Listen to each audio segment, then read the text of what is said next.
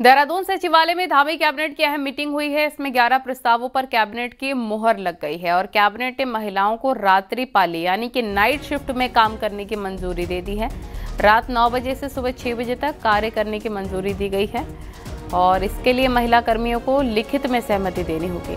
अभियोजन विभाग में 40 नए पदों की मंजूरी मिली है। अभियोजन विभाग में प्रभावी पैरवी सुनिश्चित करने के लिए देहरादून, हरिद्वार, उधम सिंह नगर और नैनीताल जिलों में एपीओ यानी कि असिस्टेंट प्रोसिक्यूटिंग ऑफिसर के 40 नए पदों की मंजूरी दी गई। इससे कि कोर्ट में मामलों की पैरवी और अधिक मजबूत होगी। इस साथ ही वन्यजीव संघर्ष में मृत्यु पर अब 10 लाख रुपए मुआवजा मिलेगा। अभी तक की मुआवजा 6 लाख का था। वहीं दिवंगत पूर्व विधायक दिवाकर भट्ट को भी श्रद्धांजलि दी गई।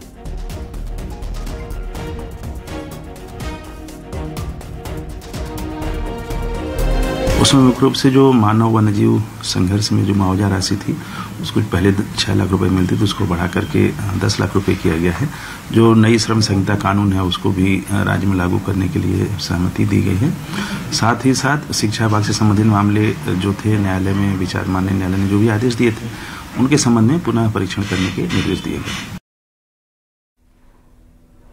देहरादून में 3 तलाक का चौंकाने वाला मामला सामने आया है। दहेज के लालची शौहर ने बीवी को फोन पर ही 3 तलाक दे दिया। साथ ही शादी के बाद बसाए घर को बेचकर फरार भी हो गया। देखिए।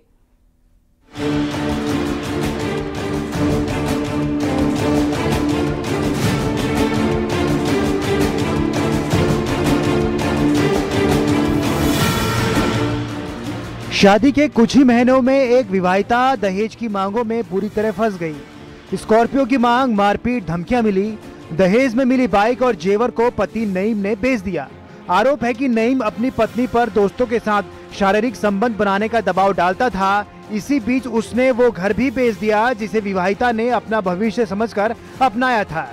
वहीं पीड़िता ने जब अपने शौहर पर यूसीसी में शादी के रजिस्ट्रेशन के लिए दबाव बनाया तो आरोपी पति ने उसके साथ मारपीट करना शुरू कर दिया। वहीं हालात ज्यादा बिगड़ने पर 2 नवंबर को आरोपी पति ने फोन पर 3 तलाक कह दिया, जिसके बाद अब पीड़ित परिवार सख्त कार्रवाई की मांग कर रहा है।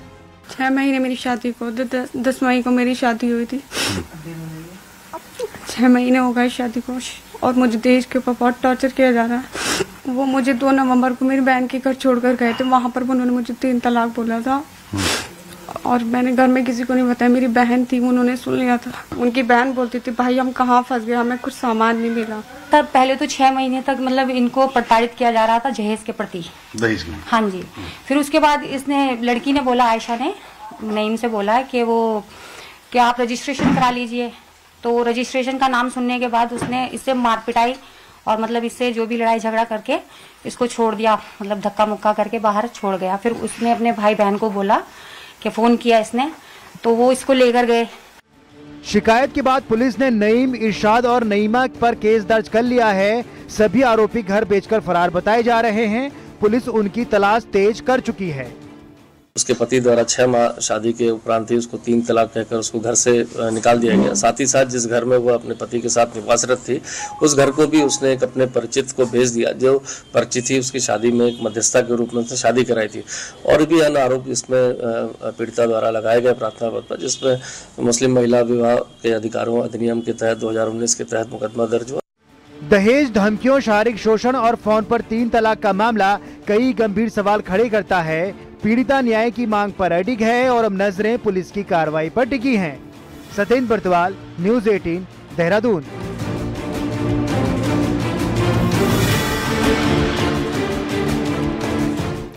उत्तराखंड में लगातार बांग्लादेशी नागरिक पकड़े जा रहे हैं। फर्जी राशन कार्ड और आधार कार्ड बनाकर डेमोग्राफिक चेंज किया जा रहा है, जिस पर सीएम धामी ने काफी सख्त रवैया अपना लिया है। देखिए रिपोर्ट।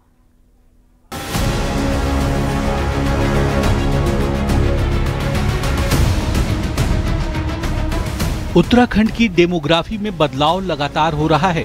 आलम यह है कि सिर्फ अन्य राज्यों से ही नहीं बल्कि अन्य देशों से भी लोग उत्तराखंड में रह रहे हैं और वो भी फर्जी दस्तावेज तैयार करके, जिस पर सीएम पुष्कर सिंह धामी ने सख्त आदेश जारी किया है। सीएम का कहना है कि अधिकारियों को सख्त निर्देश दिए गए हैं।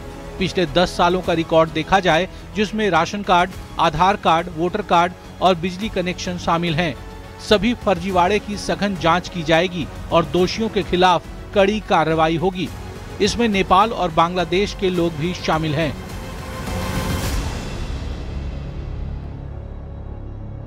सभी अधिकारियों को मैंने कहा है कि पिछले कम से कम एटलीस्ट 10 सालों का, चाहे राशन कार्ड बनाए गए हैं, बिजली के कनेक्शन दिए गए हैं, आधार कार्ड बने हैं या वोटर आईडी बनी है, या जो भी पात्रता की श्रेणी में नहीं आते थे, जिनको भी इस श्रेणी में लाया गया है, उसकी हम सघन जांच कर रहे हैं। राजधानी देहरादून में ऑपरेशन कालनेमी के बाद 19 बांग्लादेशी गिरफ्तार किए गए। उनमें से 10 ऐसे थे जिन्होंने स्कूलों में फर्जी आधार कार्ड बनाकर दस्तावेज तैयार किए। पुलिस का कहना है कि अब उन लोगों तक पहुंचने की जुगत शुरू हो गई है जिन्होंने इन फर्जी दस्तावेजों को तैयार किया है। अभी तक जो हमारे पास इन्वेस्टिगेशन में इनपुट आए हैं उसके आधार पर हम काम कर रहे हैं। अभी तक प्रथम दृष्टया ऐसा लगता है कि इनके द्वारा जो है फेक डॉक्यूमेंट्स को प्रस्तुत करके आधार कार्ड बनवाए गए और उसके बाद आधार कार्ड बनने के उपरांत अन्य तरह के अपने जो है वोटर आईडी कार्ड हो, चाहे अन्य जो राशन कार्ड हो या अन्य चीज़ों को बनवाया गया है। क्योंकि अभी इन्वेस्टिगेशन में प्रोसेस में चल रहा है और अगर ऐसे कोई भी लोग इसमें पाए जाते हैं जो इस तरह के फर्जीवाड़ा में सम्मिलित है तो उसको इन्वेस्टिगेशन में लेकर उन पर भी कार्रवाई की जाएगी। उत्तराखंड पुलिस की सतर्कता के बाद अब फर्जी दस्तावेज बनाने वालों की छुट्टी तय है। बांग्लादेशी नागरिकों के लिए वतन वापसी का सिलसिला तेज होने जा रहा है। साथ ही नेपाल मूल के लोग जो उत्तराखंड में आकर फर्जी दस्तावेज तैयार कर रहे हैं, उनके खिलाफ भी कार्रवाई की जाएगी। सत्येंद्र बर्थवाल, न्यूज़ 18, देहरादून।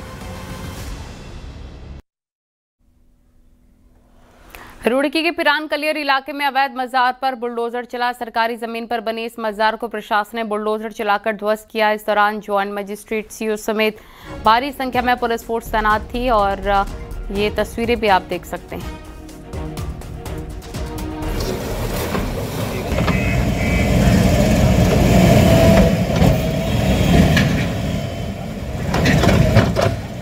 भारी संख्या में पुलिस की मौजूदगी में प्रशासन ने इसे ध्वस्त किया है।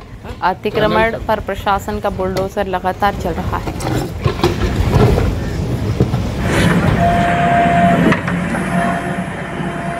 सीलिंग का भूमि था, वो सरकार में अभी स्वास्थ्य विभाग को आवंटित वाला भूमि में मजार का निर्माण हो चुका था। उसमें हमने पेपर के तौर पे उनको पूरा टाइम देते हुए कोर्ट का गाइडलाइंस के अनुसार अपने आप हटाने के लिए भी नोटिस पीरियड खत्म होने के बाद आज डेट तय करके पुलिस और प्रशासन ने उसको हटाते हुए और मार्किंग करके स्वास्थ्य विभाग को भी आवंटित करने का कार्रवाई की। विकासनगर में एक बार फिर से बुलडोजर एक्शन हुआ है और छरबा में अवैध रूप से 100 बीघे में कटी गई अवैध प्लॉटिंग को बुलडोजर से तोड़ा गया। यहां पर तहसील प्रशासन को अवैध प्लॉटिंग की शिकायत मिली थी। इसके बाद तहसील प्रशासन की टीम बुलडोजर के साथ मौके पर पहुंच गई। अवैध प्लॉटिंग को ध्वस्त किया गया है।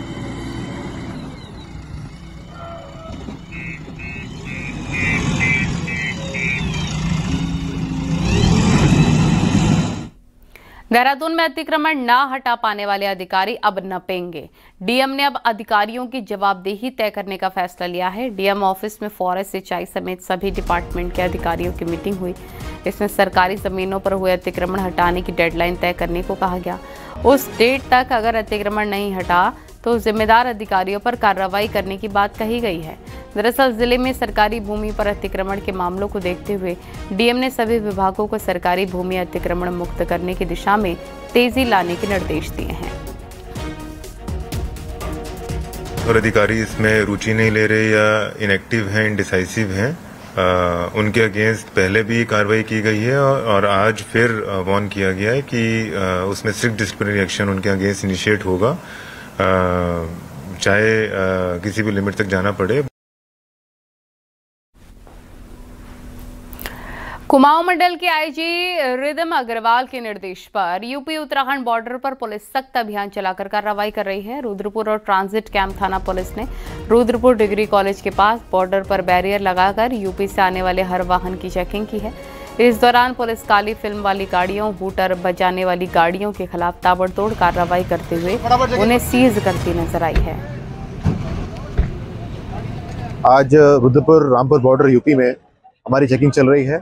रामपुर बॉर्डर से आने वाले जो वाहन हैं जो रुद्रपुर एंट्री कर रहे हैं और रुद्रपुर से जाने वाले वाहन दोनों को चेक किया जा रहा है। समय समय पर यह अभियान चलाया जा रहा है और अच्छी चेकिंग की जा रही है। उसमें BDS, CPU और ट्रैफिक की टीम्स लगी हुई हैं। यहाँ पर संदिग्ध व्यक्ति, संदिग्ध वस्तु, संदिग्ध वाहन की चेकिंग की जा रही है और कोई ऐसे वाहन या वस्तु जो संदिग्ध है उनको चेक किया जा रहा है और उनका चालान किया जा रहा है। देहरादून में संविधान दिवस के अवसर पर आयोजित कार्यक्रम में सीएम पुष्कर सिंह धामी शामिल हुए। इस दौरान सीएम धामी ने पुलिस को और आम जनों को संविधान की शपथ दिलाई और सीएम धामी ने कहा कि सरकार नागरिक अधिकारों की रक्षा और न्याय प्रणाली को और अधिक सुलभ और मजबूत बनाने के लिए लगातार काम कर रही है। सीएम धामी ने सभी को संविधान की भावना के अनुरूप कर्तव्यों का पालन करने का संकल्प भी दिलाया है। अनेक कानून यहाँ पर बनाए हैं, चाहे वो समान नागरिक संहिता का कानून हो, नकल का कानून हो, धर्मांतरण रोकने का कानून हो, दंगा रोकने का कानून हो, या अभी शिक्षा में लाया गया संशोधन जिसमें मदरसा बोर्ड समाप्त करना हो, या राज्य की डेमोग्राफी सांस्कृतिक मूल्यों को फिर से स्थापित करना हो, उसकी जो राज्य के अस्तित्व के साथ छेड़छाड़ हो रही थी उस पर पूरी तरह से रोक लगाना हो। हम राज्य के अंदर भी प्रधानमंत्री जी की प्रेरणा से इन सब कामों को आगे बढ़ा रहे हैं। इसके पीछे उद्देश्य है हमारा कि समाज के अंतिम छोर में पहुंचे हुए व्यक्ति तक न्याय पहुंचे, लोगों की जो आशा है वो बनी रहे, उनके अंदर उम्मीद बनी रहे, न्याय के प्रति विश्वास बना रहे। उसके लिए हमारी सरकार पूरी तरह से संकल्पित होकर कार्य कर रही है। राज्य निर्माण के मुख्य आंदोलनकारी और यूकेडी के संस्थापक सदस्य रहे दिवाकर भट्ट को अंतिम श्रद्धांजलि दी गई है। हरिद्वार के खड़खड़ी शमशान घाट पर दिवंगत दिवाकर भट्ट का अंतिम संस्कार आज के सम्मान के साथ किया गया। इस दौरान उन्हें श्रद्धांजलि देने के लिए समर्थकों और यूकेडी कार्यकर्ताओं की भीड़ उमड़ी। पूर्व मुख्यमंत्री हरीश रावत, रमेश पोखरियाल निशंक, कांग्रेस प्रदेश अध्यक्ष गणेश गोदियाल, हरक सिंह रावत समेत तमाम राजनीतिक हस्तियां दिवाकर भट्ट को श्रद्धांजलि देने पहुंची। दिवाकर भट्ट के पार्थिव शरीर को उनके बेटे ललित भट्ट ने मुखाग्नि दी है।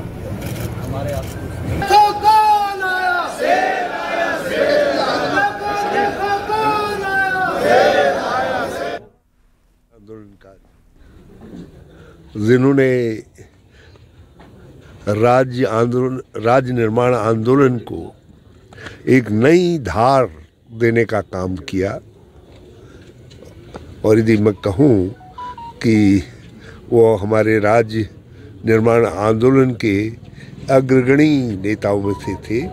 जुझारू व्यक्तित्व के धनी, जिसने अपने जीवन का तिल तिल उत्तराखंड के लिए समर्पित किया, आज बहुत ही दुखी मन से उनको सब श्रद्धांजलि दे रहे हैं। और आज वो हमारे बीच नहीं रहे, ये न केवल हमारी क्षति है व्यक्तिगत, न केवल उत्तराखंड क्रांति की क्षति है बल्कि पूरे उत्तराखंड की क्षति है।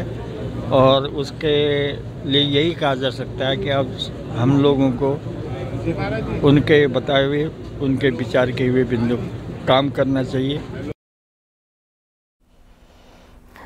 कांग्रेस भले ही 2027 के चुनाव की तैयारियों में जुट गई हो, लेकिन उसके आगे एक नहीं कई चुनौतियां खड़ी हैं। विधानसभा की कई सीटें ऐसी हैं जहां कांग्रेस के कैंडिडेट 2022 के बाद बीजेपी में शामिल हो चुके हैं। बदली परिस्थितियों में भले ही सेकंड लाइन तैयार हो रही हो, लेकिन उन पर भी बीजेपी की नजर टिकी है। आपको एक रिपोर्ट दिखाते हैं।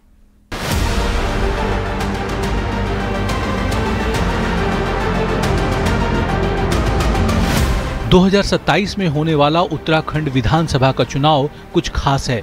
बीजेपी राज्य की सियासत में हैट्रिक बनाकर इतिहास रचना चाहती है और कांग्रेस 10 साल बाद सत्ता में वापसी का रास्ता तलाश रही है। लेकिन कांग्रेस के लिए ये राह आसान नहीं है। कई सीटें ऐसी हैं जहां उसे एकदम नए चेहरों के साथ मैदान में उतरना होगा, क्योंकि जिन नेताओं पर वो कभी दांव लगाती थी, बीजेपी उन्हें काफी पहले अपने पाले में ले जा चुकी है। टिहरी में किशोर उपाध्याय, दिनेश धनय, धन सिंह नेगी अब बीजेपी में हैं। ये तीनों कभी कांग्रेस के चेहरे हुआ करते थे। धनौल्टी में कांग्रेस कैंडिडेट रहे जोत सिंह बिष्ट अब बीजेपी में हैं। पुरोला में राजेश जुआठा, मालचंद, राजकुमार भी बीजेपी में शामिल हो चुके हैं। डीडीहाट में प्रत्याशी किशन भंडारी अब बीजेपी में हैं। भीमताल और काला ढूंगी के कैंडिडेट भी बीजेपी में शामिल हो चुके हैं। ये तो हमारी इस बात को सत्यापित करता है कि वो चोरी से चुनाव जीते हैं। चाहे वो वोट चोरी से और चाहे वो कैंडिडेट चोरी से। मतलब उनको अपने कैंडिडेट पे भरोसा नहीं है, वो हमारे कैंडिडेट पर नज़र है कि सी कैंडिडेटशिप को हम चोरी करेंगे और तब चुनाव जीतेंगे।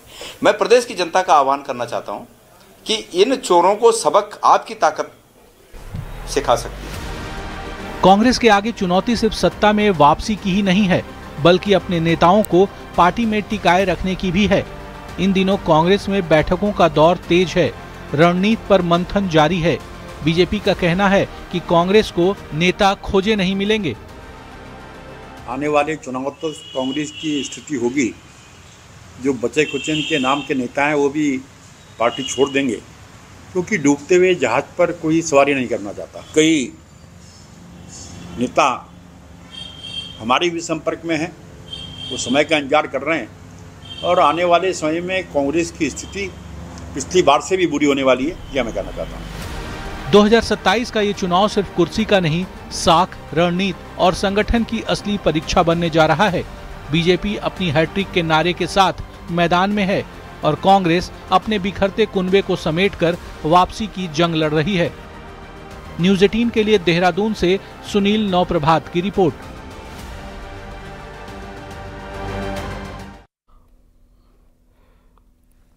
मुख्यमंत्री पुष्कर सिंह धामी बुधवार को अचानक नैनीताल पहुंचे, जहां अधिकारियों और कार्यकर्ताओं को सीएम धामी ने राज्य के विकास में अपनी भागीदारी को और बेहतर करने का संदेश दिया है। इस दौरान राज्य में बिगड़ी कानून व्यवस्थाओं पर सीएम धामी ने कहा कि अधिकारियों को स्पष्ट निर्देश हैं कि वो लॉ एंड ऑर्डर मेंटेन करें और कानून का राज स्थापित करें।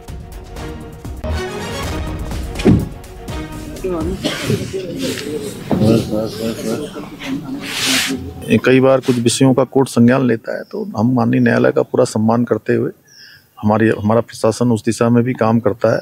हमारा प्रयास रहेगा देवभूमि के अंदर शांति स्थापित हो, कानून का राज ठीक प्रकार से चले, क्योंकि हमारा पर्यटन प्रदेश भी है।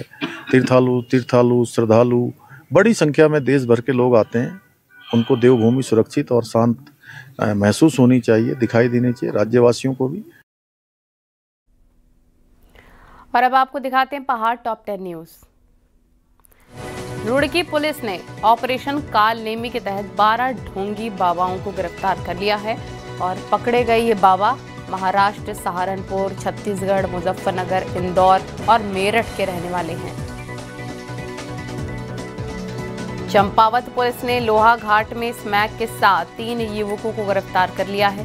तीनों युवकों के पास से करीब 18 ग्राम स्मैक पकड़ी गई है।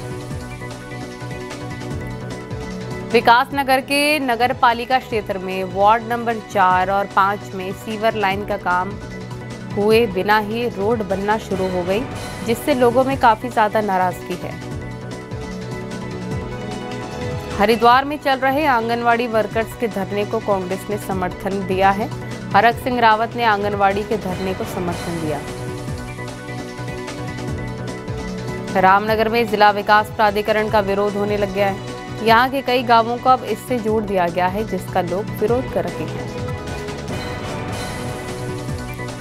अल्मोड़ा मैग्नेसाइट फैक्ट्री झिरौली के कर्मचारियों को 14 महीने से वेतन नहीं मिलने से नाराज कर्मचारियों ने अनिश्चितकालीन धरना शुरू कर दिया है। चमोली के नीति घाटी के जेलम गांव के पास जंगलों में भीषण आग लग गई है। वन विभाग की टीम ने आग पर काबू पाया। विकासनगर और हरबरटपुर में मेन रोड पर अतिक्रमण करके बैठे दुकानदारों को 29 नवंबर तक कब्जा हटाने के निर्देश पीडब्ल्यूडी ने दिए हैं। नैनीताल फ्लैट्स मैदान पर खेल विभाग अब तक कब्जा नहीं ले सका है।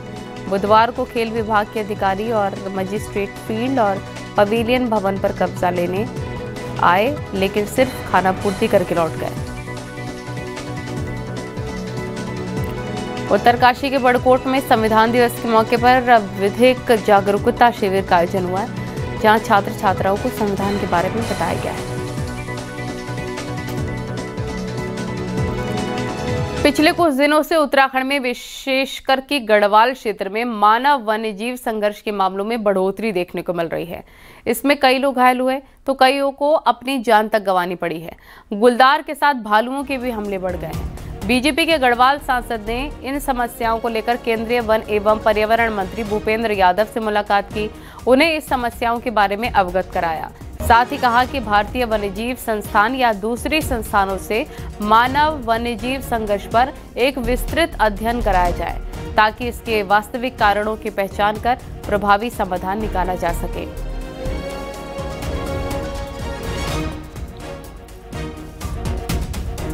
आज मैं इस विषय को लेकर देश के जो हमारे वन पर्यावरण मंत्री भूपेंद्र यादव जी, उनसे मैं आज मेरी मुलाकात हुई है और मैंने उनसे कुछ चीज़ों के लिए सहयोग के लिए उनसे मैंने बात की है। मैंने उनसे ये भी कहा कि आप जो गढ़वाल लोकसभा है, इसमें जो मैन एनिमल कॉन्फ्लिक्ट बढ़ रहा है, इसको लेकर WII और जो भी दुनिया की अन्य एजेंसीज हो सकती हैं, उनसे एक तुरंत अध्ययन कराने की ज़रूरत है कि ये पिछले दिनों में इतना क्यों बढ़ा है। कुमाऊं मंडल में पर्यटन को नए पंख लगाने के लिए पंतनगर में ग्रीनफील्ड एयरपोर्ट करीब 524 एकड़ में बनाया जाना है और एयरपोर्ट के लिए राज्य सरकार द्वारा भूमि को ट्रांसफर कर दिया गया है। पंतनगर एयरपोर्ट की प्रगति को लेकर भारतीय विमानपत्तन हवाई अड्डा सलाहकार समिति की सांसद अजय भट्ट की अध्यक्षता में बैठक हुई। इस बैठक में विभिन्न विभागों के अधिकारियों ने हिस्सा लिया। सांसद अजय भट्ट ने पंतनगर एयरपोर्ट के विस्तारीकरण के बारे में विस्तृत जानकारी ली और कार्य की गति को तेज करने के निर्देश दिए। तो ये बहुत खुशी की बात है कि 3 किलोमीटर यानी 3000 किलोमीटर का रनवे यहाँ पर बन रहा है, जो इंटरनेशनल जो मानक है उस पर फिट है।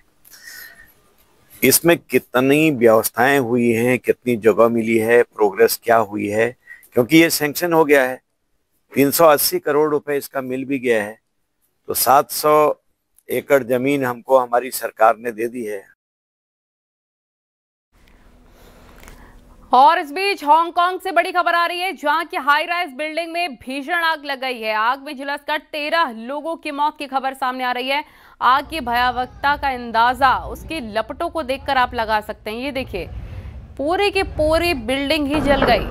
दमकल की 700 से ज्यादा गाड़ियां आग बुझाने की कोशिश में जुटी हुई हैं।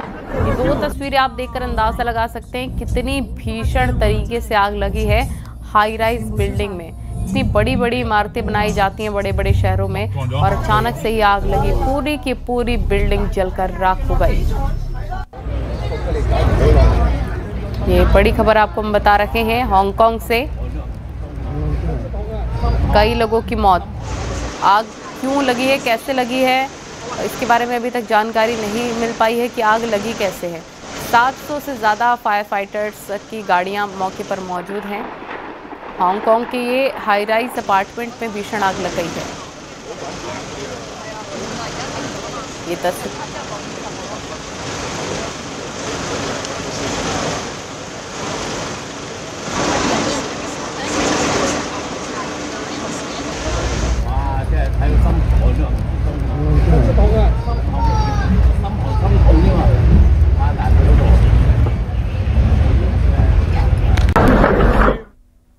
सिलक्यारा टनल ऑपरेशन की सफलता के 2 साल पूरे होने पर देहरादून में 28 से 30 नवंबर तक सेमिनार होने जा रहा है।